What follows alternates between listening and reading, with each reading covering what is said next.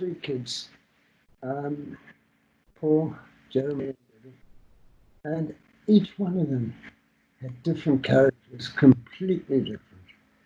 Paul was almost very relaxed. Jeremy was more studious and more of an entrepreneur than Paul. And Debbie, she went away nursing, which when she was quite early, it goes back now virtually 30 years that she went away. But we used to do a certain amount of traveling as a family. This is really before um, Debbie was born, and we went up to Mombasa, and Jeremy got badly burnt on that trip. We were, there's a swimming pool on the boat, and it's all very very hot. We went up past Tanga and the island Zanzibar, and through to Mombasa, where we stayed in the Oli Beach Hotel. It was quite funny. We were staying in Rondavels there, and I don't know if what happened, but Margaret was very, very ill in the night. And there were three Rondavels, sort of all adjoining in the form of a triangle, and there were some Rhodesians in one of the adjoining cabinet, one of the adjoining Rondavels, and they heard Margaret. Oh, she was really sick, and these guys says, "I heard you puking in the night," and it was our Margaret, and he was blaming his fellow mates in the room, which was rather funny. But Jeremy was badly burnt on that trip, and it's one of those times, I don't know if we didn't put enough oil on him or what it was. But we went back to Bulawayo. Then Debbie came along, and it was so funny that when Margaret was in the Malta Day, the boys stayed across the road at a family called the Deeks. And when we came back home from the Malta Day, the two kids ran down the drive of Broadbills, through Broadbills, Beauport. Two kids, Paul and Jeremy, just to welcome their sister. It was a wonderful sight, wonderful sight. And our two boys, they'd got a pal next door, and a tree that was right adjacent to our toilets in the and Tom Curtin, and then Paul and Jeremy had got a camp up there. One of the boys, no, I don't think it was Jeremy, I got funny idea, it was Paul, fell out of this treehouse and cut his tongue very badly. But I can't remember quite which one it was. And eventually both boys were at CBC, and they had very good friends there. It was a very, very good school, really. Good teachers, and I think they had a very good grounding, in religion and everything. It was a Christian Brothers school, where the main house was in Cork in Ireland. Then the boys grew up, and Jeremy went up to Harare to the university up there. I don't know if Paul and them were together, but they stayed at one house there. I can see the wall there. There was a red brick wall where they stayed. And Jeremy was there, must have been a long time. And I think he got more of an affinity for Salisbury, as it was in those days, and than Paul. And so, because Jeremy virtually worked in Harare. He worked for a firm of accountants. I think he did very, very well there. He got his degrees in accounting, and more successful than Paul. In fact, I think Jeremy's got a CA, whereas Paul hasn't. But it is it funny? I can't remember on the CA one. Jeremy started a firm. It was which was involved caterpillars and not really caterpillars, but silkworms. And one of the poor old Jeremy, he could have been successful, but he couldn't get enough mulberries. There weren't enough mulberries, and they weren't regular enough to be really successful in his silkworm business. But that was the start of his entrepreneurial ventures. And then he started Bellina, and that has grown over the years.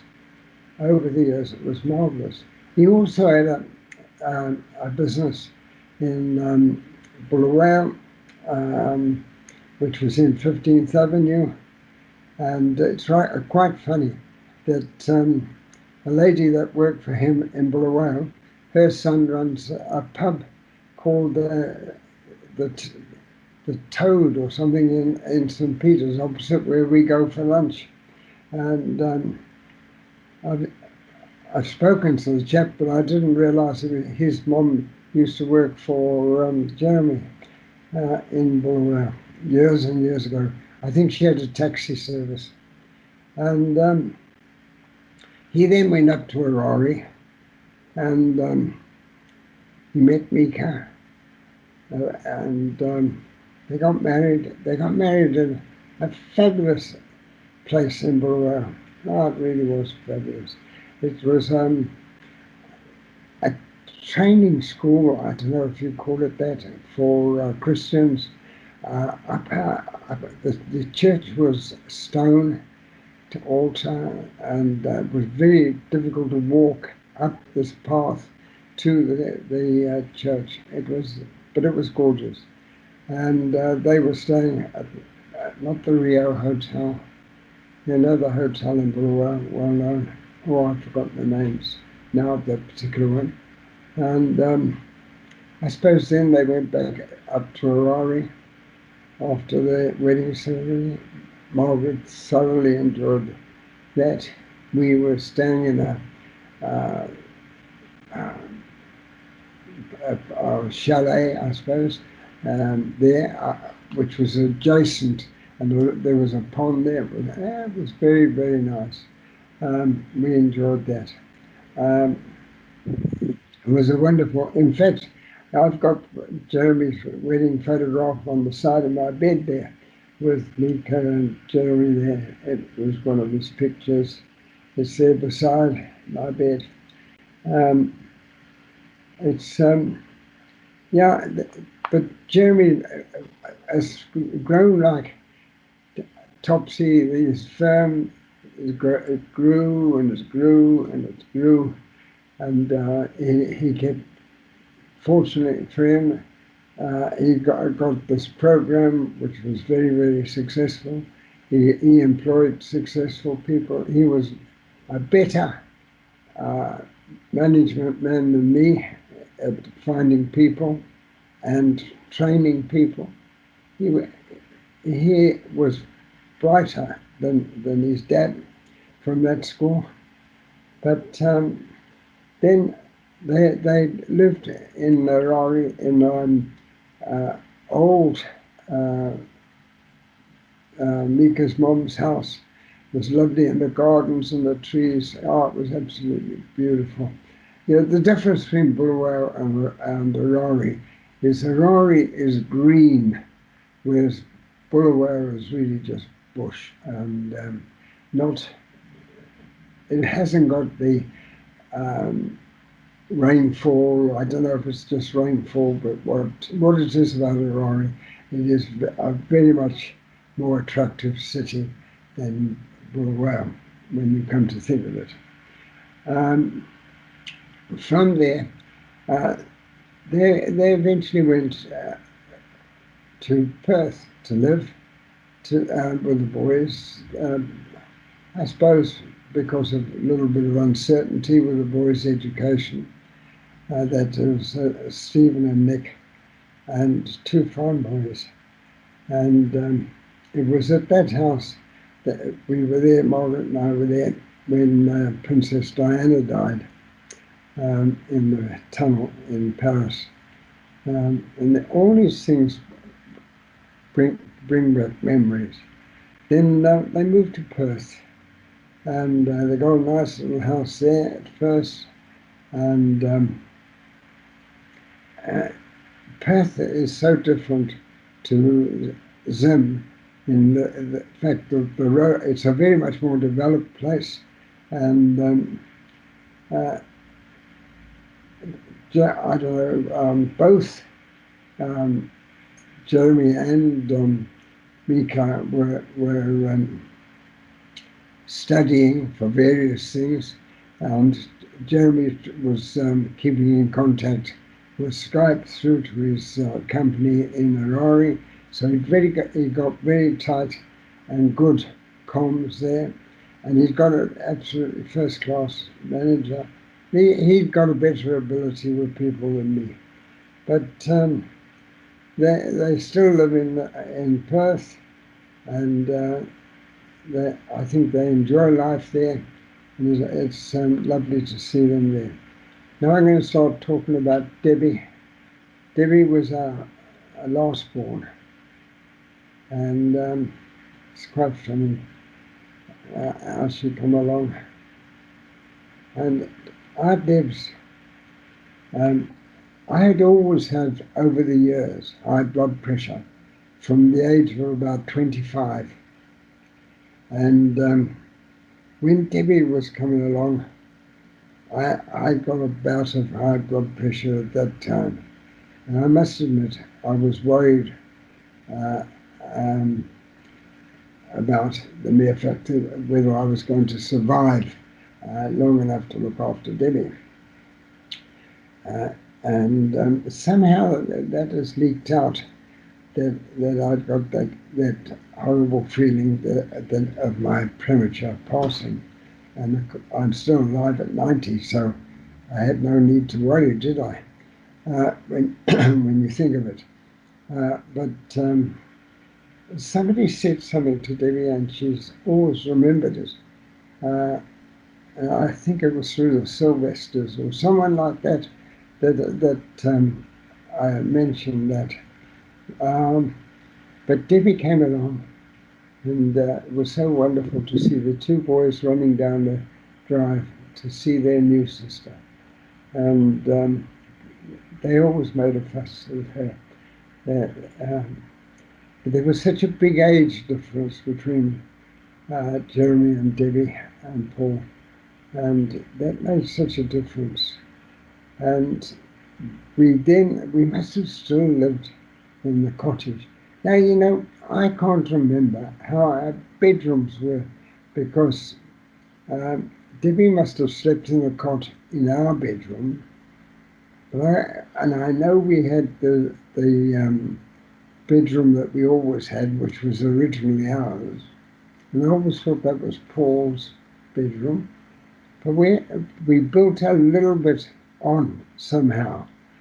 And that was one of the, it was just a section. And I'm not sure how we even got to that part. And that must have been Jeremy's bedroom or Paul's bedroom, I'm not too sure which. And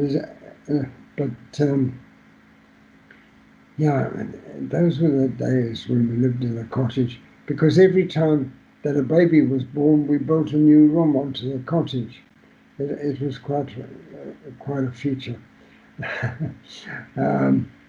Then Debbie grew up. She went, first of all, to Hillside School at junior school. Then she went to Townsend, and I think she had a good time there. But she somehow she got herself involved with Riverside Church, and because they got a very good youth club, Our boys both were St. John's people, really, originally. And then I don't know how we started our connection with Riverside, really. I've forgotten how that happened. But Philip Leonard Johnson was there.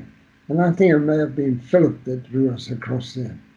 And he was a wonderful priest. He looked after all the family. And when Debbie used to go to youth club there, they used to have we used to call it a Dutch phone call.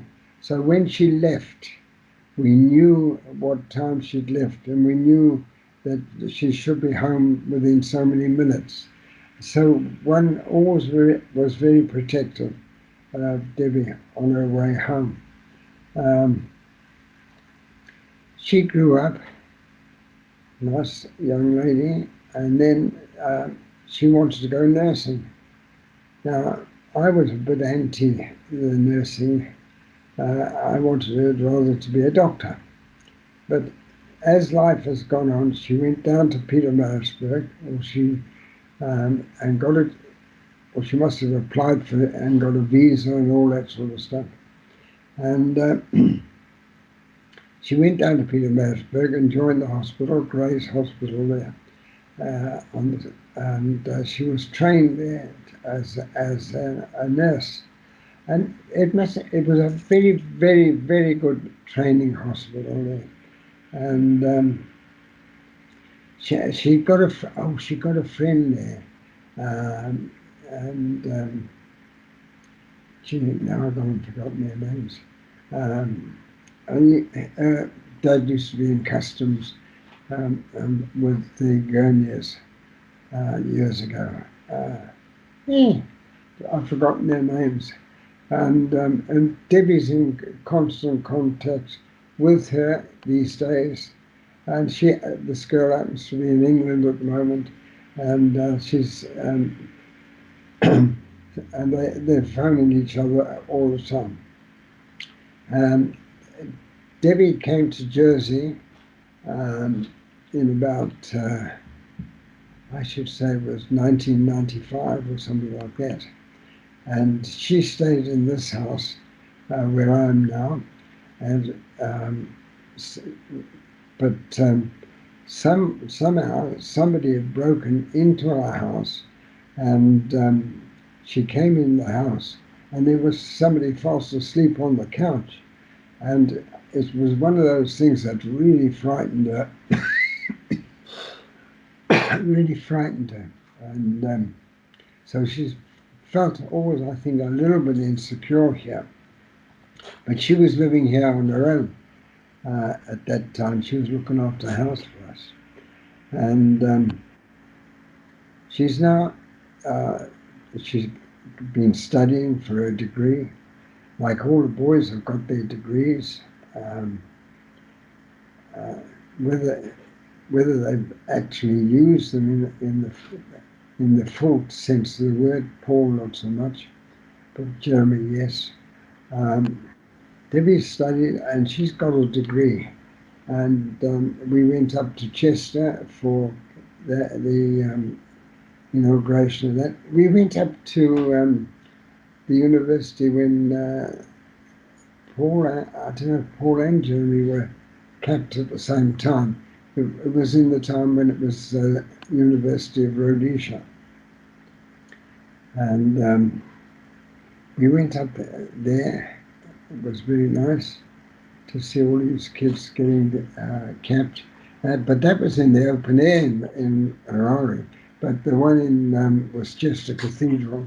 And I sat, because I didn't want to go walking too far around this very, very big cathedral. So I sat at the back, and it was freezing. I was right in the door, and it was very cold.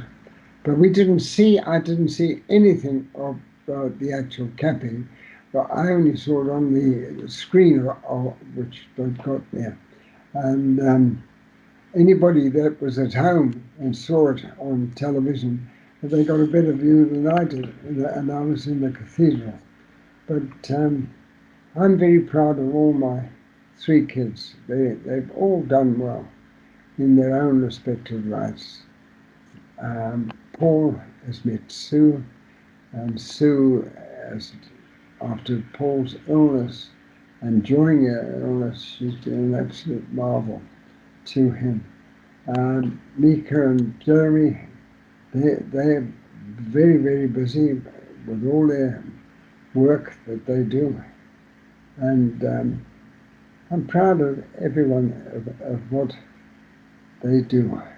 And Jeremy enjoys his paddleboard or whatever. And I've never seen a paddleboard as such, but I have seen a picture, and it's a little bit different to what I've always seen. And Stephen's got himself a nice yacht. It's called it's a computer word. I've forgotten the name now, but it's a single-handed yacht, and that's really great. Nick teaches mathematics to other students. He's helping other people along. It's quite funny. He actually helped Jonathan with his maths over the phone, and that was absolutely wonderful to think they were helping each other doing their maths together. But Debs is now in charge of the emergency department in the hospital for her shift, and it's a very responsible job, especially with this chorus virus that's kicking around. It's in fact a very dangerous position to be in. But she's doing very long shifts and very tiring.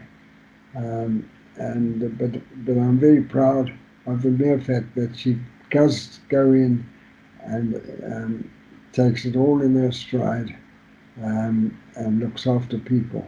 And she's got, it's funny, people, even day before yesterday,